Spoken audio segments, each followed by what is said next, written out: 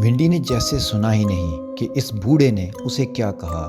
وہ تو اس کا چہرہ دیکھ کر ہی کانپ اٹھی تھی۔ بوڑھے آدمی کا چہرہ بہت ہی بدنما اور بدصورت تھا۔ اس کے چہرے کی جلد جگہ جگہ سے زخموں اور جھریوں سے بھری پڑی تھی۔ اس کے بال گندے بکھرے اور الجھے ہوئے تھے اور آنکھیں خدا کی پناہ یوں پھٹی ہوئی تھیں جیسے ابھی باہر کو ابل پڑیں گی۔ رات کی خوفناک تاریکی میں ایک بدصورت اجنبی بوڑھے کے ساتھ اس تنگ گلی میں ونڈی اکیلی تھی، اس لیے وہ خوف سے تھر تھر کانپ رہی تھی۔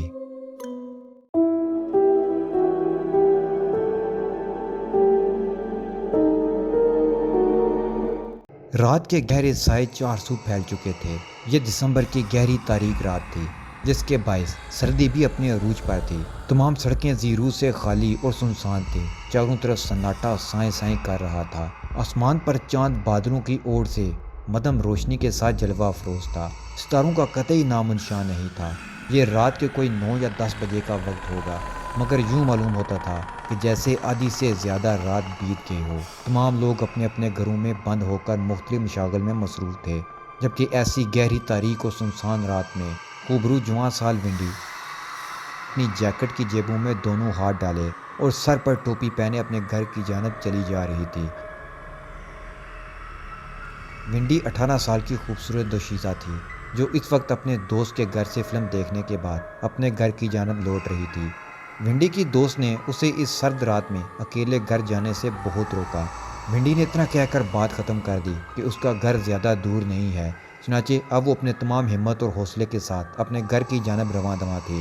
ونڈی نے گھر جلدی پہنچنے کے لیے شارٹ کٹ سے جانے کا فیصلہ کیا اور بڑی سڑک سے اتر کر ایک تنگ گلی کے اندر پلٹ گئی۔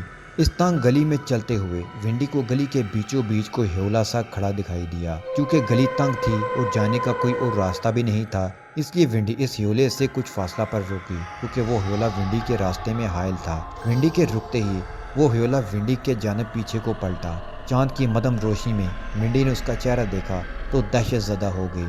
وہ کوئی بوڑھا آدمی تھا جو اپنی بھاری آواز میں ونڈی سے مخاطب ہوا، مجھے راستہ بتاؤ۔ ونڈی نے جیسے سنا ہی نہیں کہ اس بوڑھے نے اسے کیا کہا۔ وہ تو اس کا چہرہ دیکھ کر ہی کانپ اٹھی تھی۔ بوڑھے آدمی کا چہرہ بہت ہی بدنما اور بدصورت تھا۔ اس کے چہرے کی جلد جگہ جگہ سے زخموں اور جھریوں سے بھری پڑی تھی۔ اس کے بال گندے بکھرے اور الجھے ہوئے تھے اور آنکھیں خدا کی پناہ یوں پھٹی ہوئی تھیں جیسے ابھی باہر کو ابل پڑیں گی۔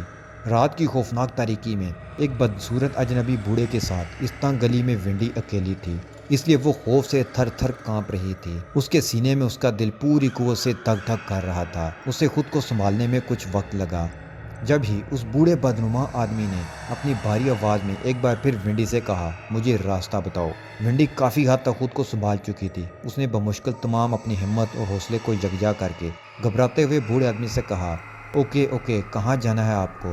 ونڈی کے کہنے پر جب اس بوڑھے نے اسے وہ پتہ بتایا جہاں وہ جانا چاہتا تھا، تو وہ پتہ سن کر ونڈی کی ریڑھ کی ہڈی میں خوف کی لہر دوڑ گئی، کیونکہ وہ پتہ ونڈی کے اپنے گھر کا تھا۔ معاف کیجیے، مجھے نہیں پتہ یہ کہاں پر ہے، ونڈی نے گھبراتے ہوئے جلدی سے کہا۔ وہ تقریباً بوڑھے آدمی کو دھکا دیتے ہوئے اس کے پاس سے گزر کر تنگ گلی میں بھاگنے لگی۔ بھاگتے بھاگتے ونڈی نے جب تھوڑا سا پیچھے پلٹ کر دیکھا تو وہ بوڑھا بدستور وہیں کھڑا ونڈی کو جاتا ہوا دیکھ رہا تھا۔ ونڈی نے جلدی سے چہرہ آگے پھیر لیا اور اپنے بھاگنے کی رفتار مزید بڑھا دی، جس کے باعث وہ جلد ہی تنگ گلی سے نکل کر سڑک پر بھاگ رہی تھی۔ سڑک کے دونوں اطراف بڑی بڑی کوٹھیاں تھیں جن کے باہر لگی اسٹریٹ لائٹس بھی بند تھیں۔ ہر طرف ویرانہ سناٹا اور خاموشی کنڈلی مارے بیٹھا تھا۔